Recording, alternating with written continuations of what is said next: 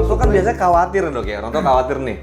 Gue pribadi memang khawatir, gue datang ke rumah sakit masih ada rasa kekhawatiran itu. Nah, apakah perlu kita tunda dulu atau gimana gitu loh dok?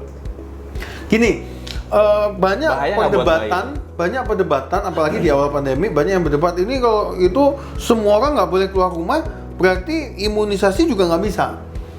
Toh anak saya sehat, nggak usah berarti nggak apa-apa ya.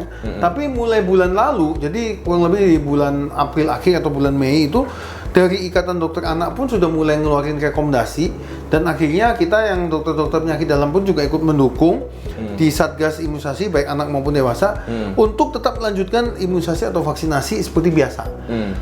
Kalaupun dulu udah tertunda 1 bulan nggak masalah, sekarang dilanjutkan lagi. Kenapa? Karena kita masih bayangkan orang mati itu nggak cuma dari corona saja. Mati karena kanker juga banyak, mati karena penyakit menular itu nggak kalah banyak, ya kan? Kanker kayak kanker hati, hepatitis ya, kanker serviks, ya lalu penyakit-penyakit yang menular seperti tipes, hepatitis, demam berdarah. Demam berdarah itu bulan lalu banyak banget loh. Ini banyak yang masuk demam, yang demam nggak berani ke rumah sakit. Ya sampai ada tuh yang WhatsApp minta saya rawat di rumah dan sebagainya. Kan takut ke rumah sakit padahal demam berdarah harus dirawat. Bahaya banget ya kan. Ini kan sebetulnya dia bisa mati karena demam berdarah juga. Meninggal karena kanker, meninggal karena penyakit yang lain, TBC lah, karena apa, diabetes, jantung dan sebagainya. Ya kan? Tapi kalau kita bicara penyakit menular, ya tadi yang bisa diimunisasi harusnya bisa cegah dengan imunisasi, tapi karena kita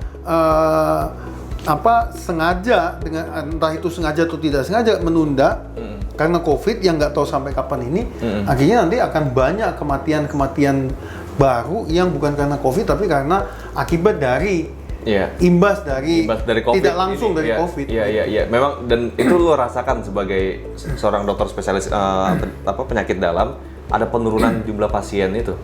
Ada, penurunan pasien ada. Dan memang data pastinya tingkat kematian mengenai pasien demam berdarah itu kan belum didata lagi kayaknya. Itu belum, data itu belum. Kalau secara logika sih dia nggak dirawat ya gimana ceritanya? Ya, jadi itu nggak perlu data yang aktual pun kita udah bisa memprediksi dari historical. Ya, dari data sebelumnya. Kalau orang sakit misalnya demam berdarah nggak dirawat itu kematiannya tinggi. Itu dari zaman dulu juga orang udah tahu. Makanya orang kalau demam berdarah kan udah pasti jauh lebih tinggi dibanding corona. Tingkat kematiannya? Kalau demam berdarah nggak dirawat ya, itu tinggi kematiannya. Tapi sayangnya kan karena sekarang demam berdarah semuanya dirawat, jadi saya nggak punya datanya lagi tuh. Kalau dibandingkan corona saya nggak ada datanya. Nah, cuman kalau kita bicara penyakit-penyakit tadi yang infeksi segala macam, nggak cuma berdarah, nggak cuma demam berdarah aja, tipes kan juga ada. Ya, tipes Indonesia masih banyak. Hepatitis juga Indonesia masih banyak. Besar hepatitis itu. A masih sering ini, hepatitis B. Ya kan? Itu semua campak, campak, cacar. Ya, kalau cacar mungkin nggak segitu mematikan, tapi campak itu tinggi. Angka kematiannya pada bayi. Difteri itu kan juga kematiannya tinggi. Nah itu kalau. Tapi itu vaksinnya udah ada sekarang semua ya? Iya sudah ada dan sudah direkomendasikan pemerintah kan. Sudah itu semua negara udah uji coba loh dok ya.